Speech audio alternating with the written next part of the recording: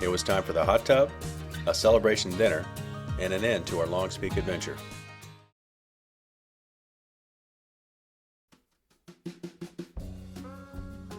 Early on day 4, we headed southwest, about 6 hours, to the tiny little town of Crawford, Colorado, gateway to the north rim of the Black Canyon.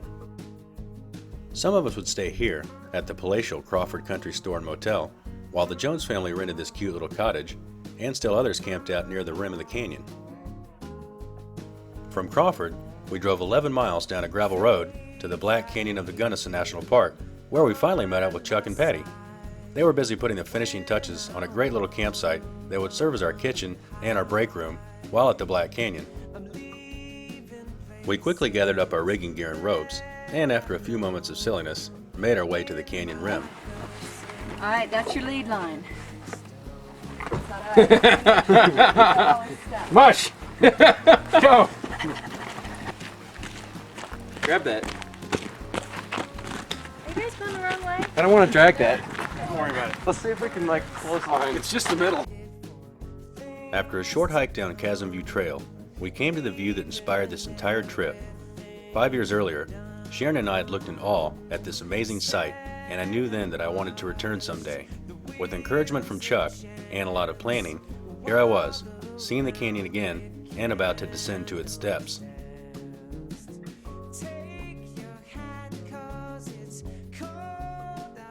And then, it was time to rig the drop.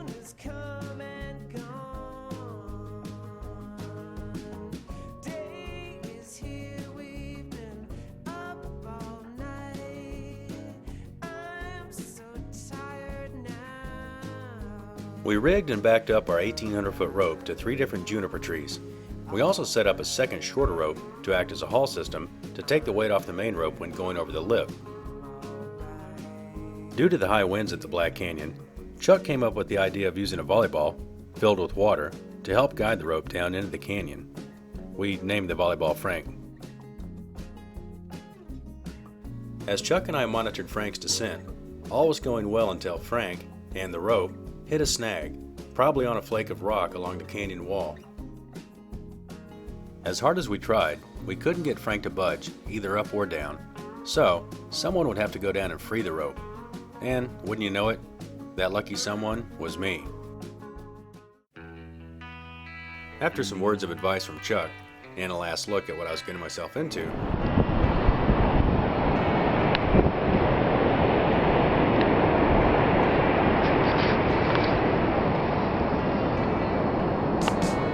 I began my rappel.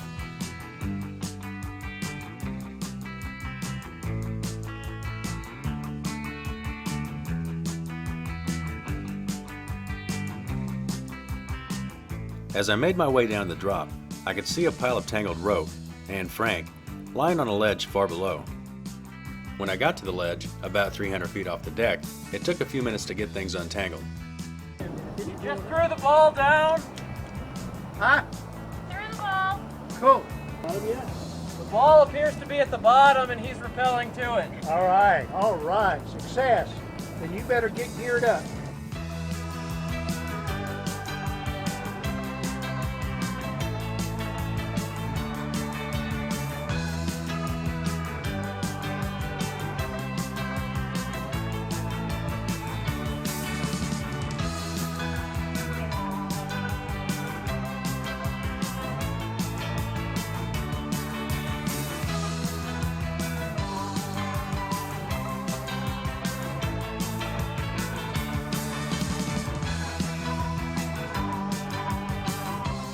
Now both safe on the canyon bottom, Eric and I rested a few minutes, snapped a few pictures, and then began our ascent up the rope.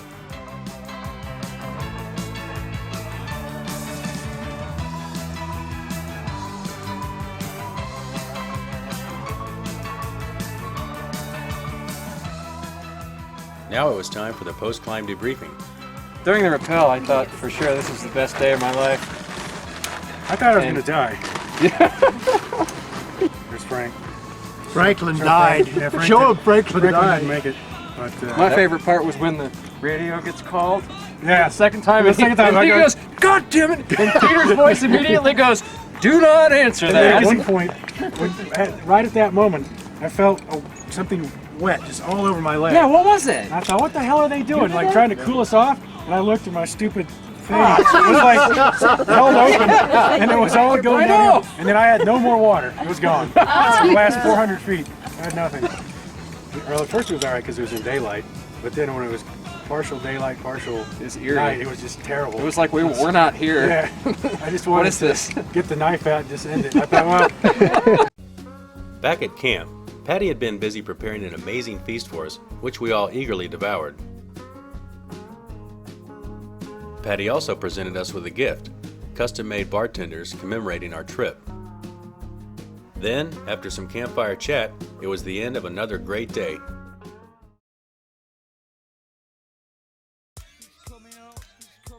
Early on day 5, Bob and Mary Pat began their rappel.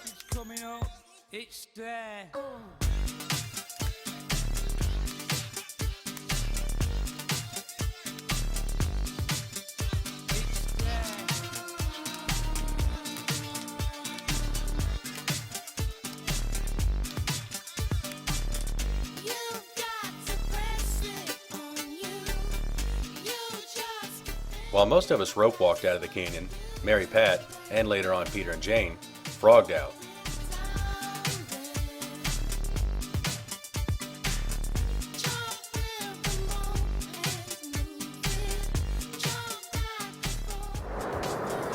How do you feel, Mary Pat? I feel like $1,000,000. I feel great. Well, you look like $1,000,000. I do? Show us those pearly whites. There you go. Nice. It kind of fits, doesn't it? Now, how do I get out of this? Well, there's no reason to get back down there. Ever. No reason. Until tomorrow. Next up on rope were Bill and LJ.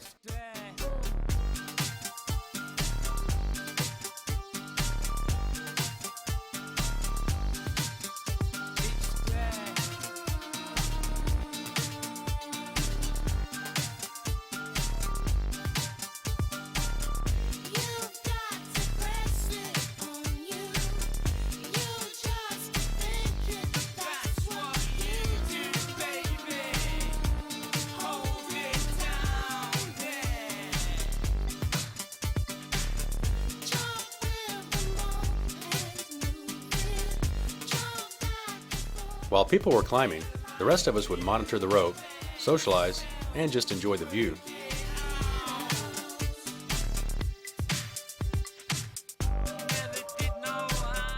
To really escape all this climbing nonsense, Ann and Sharon drove to the city of Grand Junction and had a well-deserved day at the spa.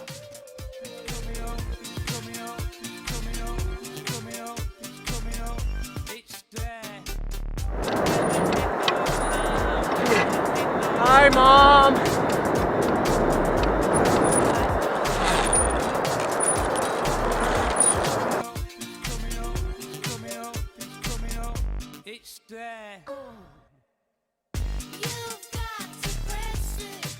Later in the afternoon, Eric and Melissa went on a hike to the bottom of the canyon. So we hiked down the SOB trail, and we are now at the bottom of Black Canyon. There's the river, there's Melissa, and we're going to try to hike somewhere over there in the sunlight and get in the water, and it should feel good.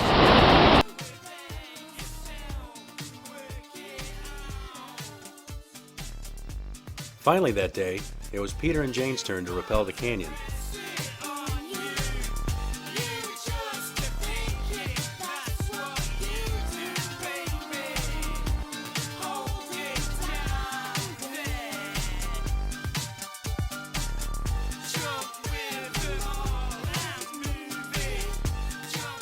Just a few months prior to this trip, Jane's longest rappel was around 150 feet. Determined to rappel the Black Canyon, she trained all summer and worked her way up to bigger drops, including Mystery Falls and Whitesides. As Peter and Jane completed their climb, we enjoyed the beautiful sunset and made plans for our final day at the canyon. The last day of our trip began with, you guessed it, people rappelling. But some other fun stuff happened that day as well, so stick with me. Andrea got the day started with her turn on rope.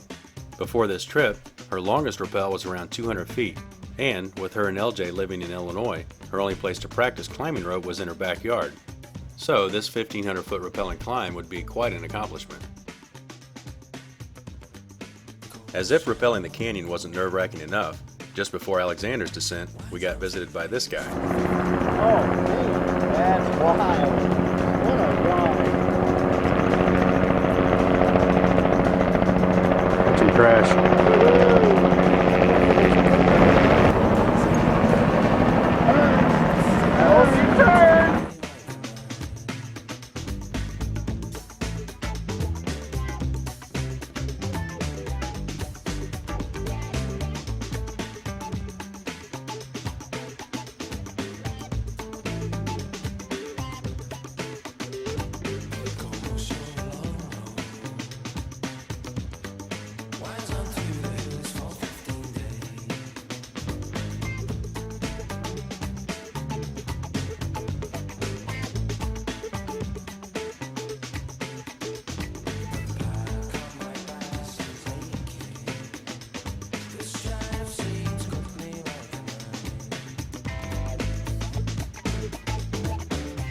After rappelling the canyon a second time, Bill and I watched as Bob attempted to catch some trout for dinner. He had actually done the drop with his fishing gear, but would he be successful? He said he had a 16-inch one hooked over there. It was this big, well this big. Shook the hook out right over there. Sure it did. He's gonna catch us some dinner.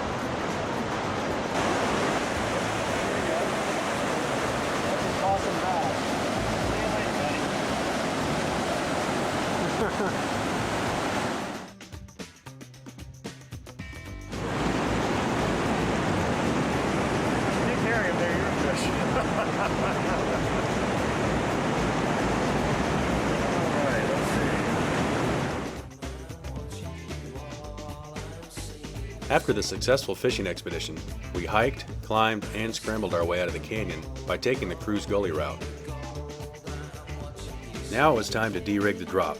Chuck set up a unique system for hauling up the rope, where Eric and LJ actually rope walked the line up and out of the canyon.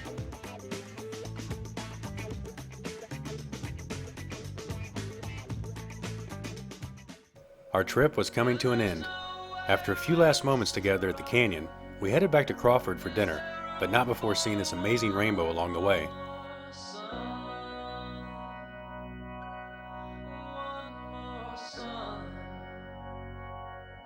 Over the course of the week, we had covered a lot of ground and had some truly awesome adventures along the way. The camaraderie, teamwork, and friendship displayed by everyone made me proud to be part of such a team.